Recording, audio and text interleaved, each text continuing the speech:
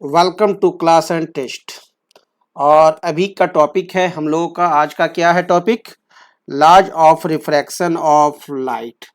तो चलिए इस टॉपिक को शुरू किया जाए। Laws of refraction of light, let's start. तो आप लोग पहले से जानते हैं क्या laws of reflection of light? आप लोग पढ़े हैं ना, laws of reflection of light. ये तो आप लोग पढ़ लिए हैं रिफ्लेक्शन ऑफ लाइट में। अब हम लोग स्टडी करने जा रहे हैं laws of refraction of light. तो चलिए देखते हैं हमारा laws of refraction of light. Same reflection of light की तरह यहाँ टू लॉज हैं, two laws of refraction of light.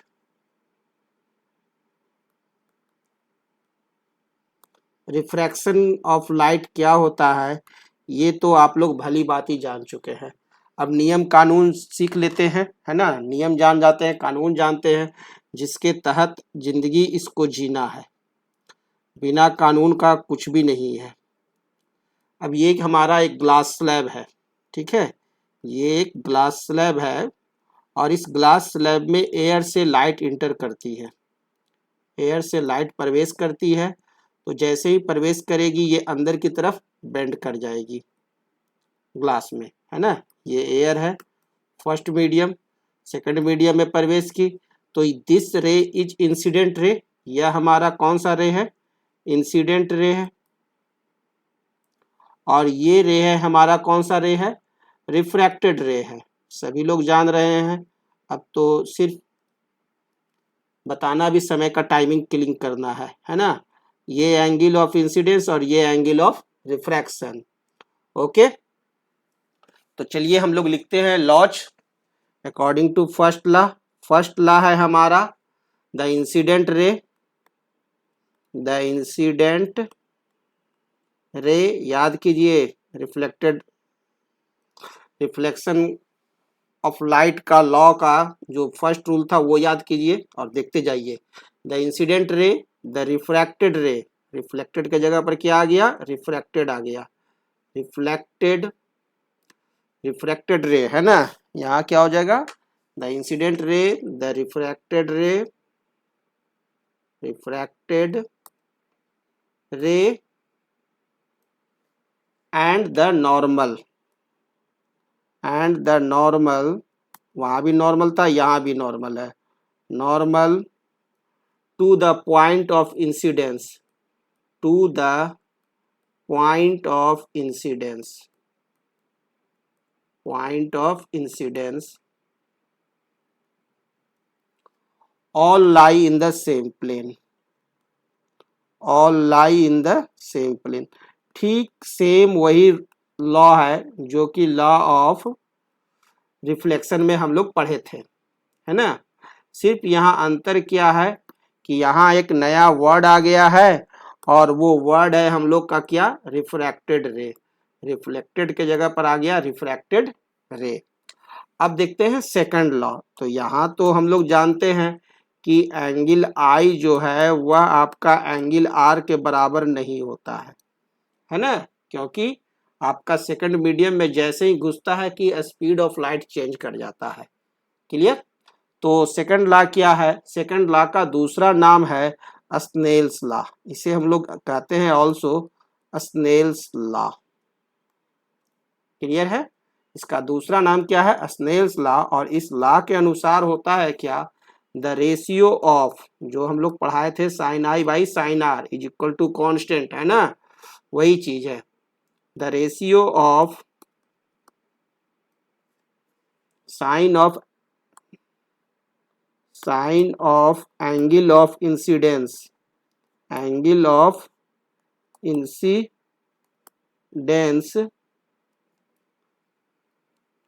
To the sine of angle of refraction, sine of angle of refraction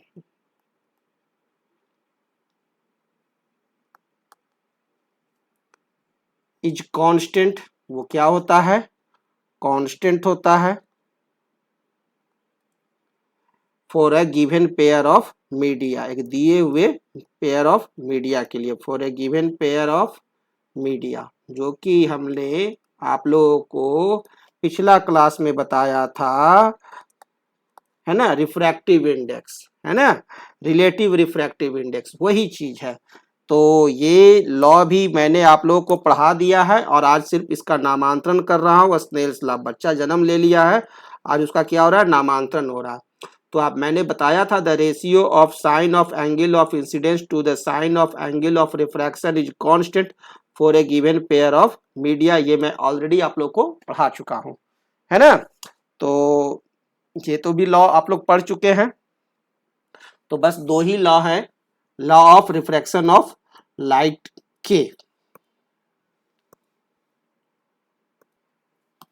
तो अकॉर्डिंग टू सेकंड लॉ हमारा कौन सा law है, Snell's law, है ना, Snell's law of refraction second law को कहते हैं। क्लियर है, सेकंड लॉ का क्या नाम है दूसरा, स्नेल्स लॉ ऑफ रिफ्रैक्शन।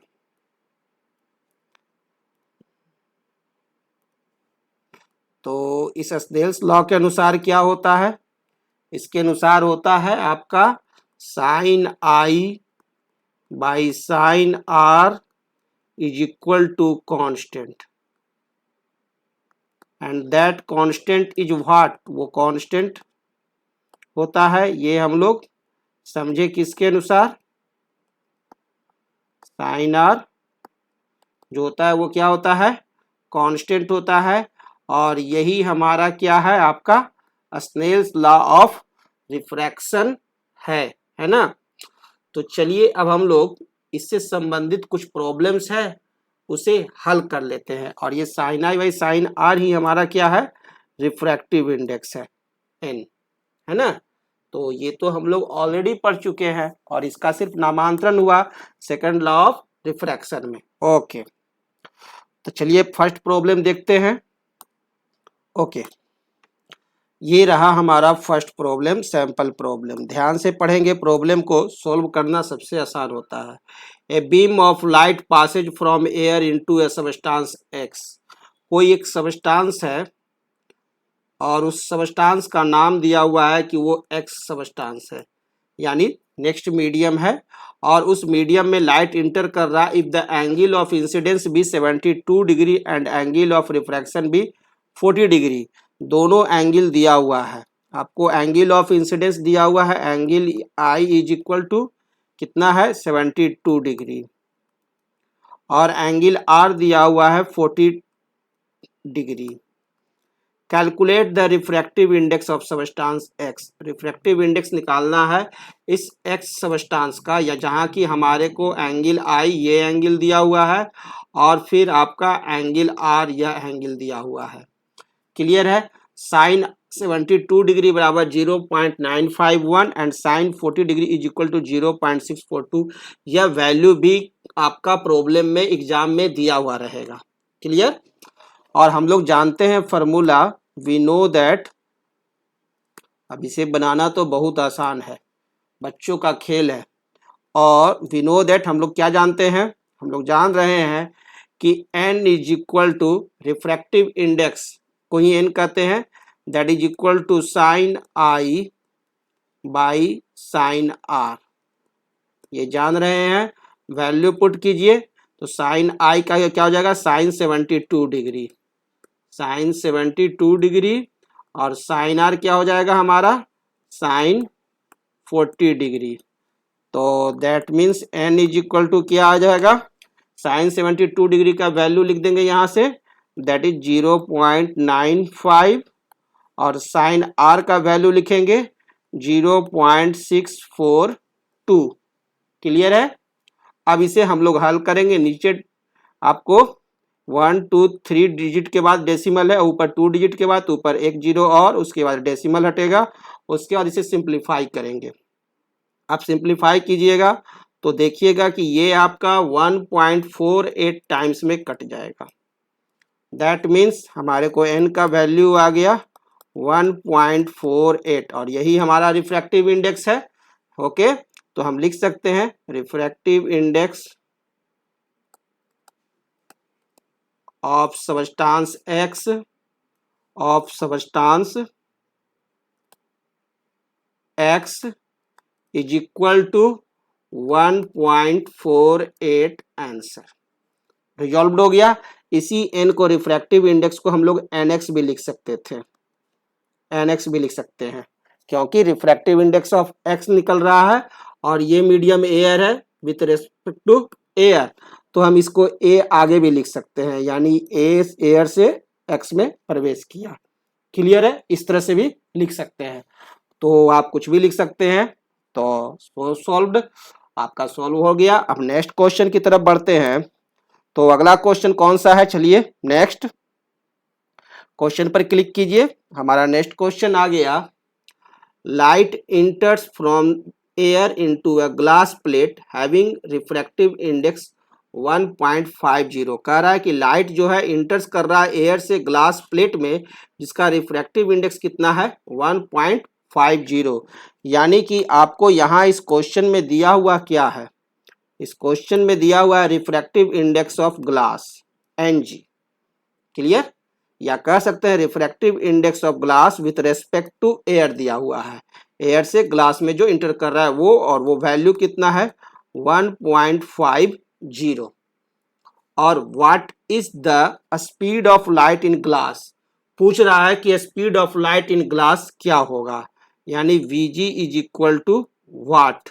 और speed of light in vacuum दिया हुआ है 3 इंटू 10⁸ मीटर पर सेकेंड, या कहिए एयर में, है ना, यानी Va जो दिया हुआ है वो कितना है आपको, 3 इंटू 10⁸ मीटर पर सेकेंड, यह आपको दिया हुआ है।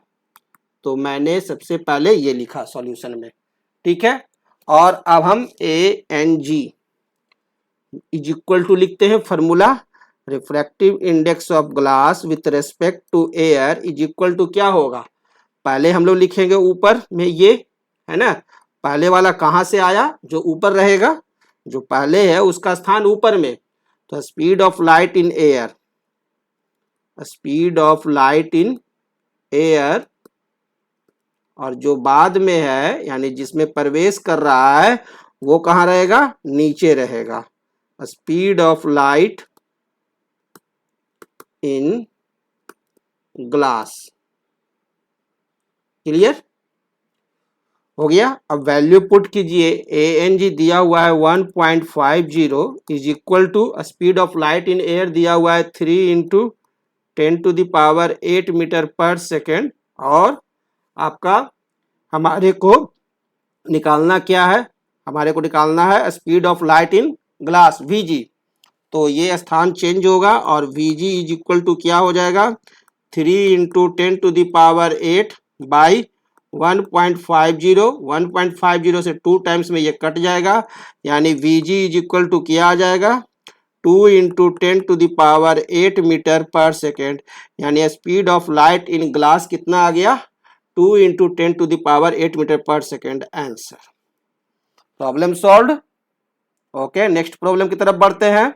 तो हमारा ये प्रॉब्लम है, if the refractive index of water for light going from air to water be 1.33, what will be the refractive index for light going from water to air. यदि हमारा रिफ्रैक्टिव इंडेक्स यहाँ पर दिया हुआ है किसका, refractive index of water for light from air, air से आया है टू वाटर में, यानी कि हमारा वाटर का रिफ्रैक्टिव इंडेक्स दिया हुआ है NW with respect to air, है ना, रिफ्रैक्टिव इंडेक्स ऑफ वाटर ये दिया हुआ है, और ये कितना है हमारे को, यह दिया हुआ है 1.33, और पूछ रहा है क्या है, what will be the refractive index for light going from water to air, यानी पूछा जा रहा है refractive index of air with respect to water, है ना, ये पूछा जा रहा है, air with respect to water, यानी इसका उल्टा रिवर्स। तो ये फार्मूला भी मैंने आप लोगों को बताया है ना, ये फार्मूला तो हम लोग बताए हैं ना, ऑलरेडी डिस्कस कर चुके हैं, ANW is equal to 1/WNA, ये तो ऑलरेडी हम लोग डिस्कस कर चुके हैं, बस सिंपल। तो वैल्यू पुट करेंगे, हमारे को आंसर आ जाएगा। यानी यहाँ से हम लिख सकते हैं refractive index of air with respect to water is equal to 1 by क्या हो जाएगा, refractive index of water with respect to air, है ना, रिवर्स हो जाएगा उसका। तो हमारे को आ जाएगा refractive index of air with respect to water is equal to 1 by ANW का वैल्यू पुट करेंगे, दैट इज 1.33। सिंप्लीफाई करेंगे इसे तो आंसर आएगा 0.75, यानी रिफ्रैक्टिव इंडेक्स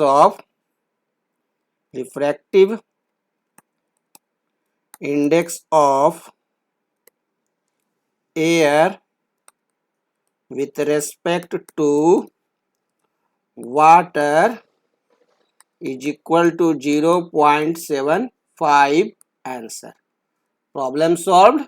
नेक्स्ट क्वेश्चन की तरफ बढ़े तो अगला क्वेश्चन है हम लोगों का, the refractive index of kerosene, तारपीन एंड वाटर आर 1.44, 1.47 एंड 1.33 respectively, in which of these materials does light travel fastest. तो चलिए लिखते हैं, रिफ्रैक्टिव इंडेक्स ऑफ केरोसिन दिया हुआ है कितना, 1.44। तो रिफ्रैक्टिव इंडेक्स ऑफ केरोसिन को K से डिनोट कर दे तो 1.44। रिफ्रैक्टिव इंडेक्स ऑफ तारपीन दिया हुआ है NT, इसको लिखते हैं, दैट इज इक्वल टू 1.47। और रिफ्रैक्टिव इंडेक्स ऑफ वाटर दिया हुआ है कितना, 1.33। रिफ्रैक्टिव इंडेक्स का मतलब क्या होता है, डेंसिटी, है ना। More refractive index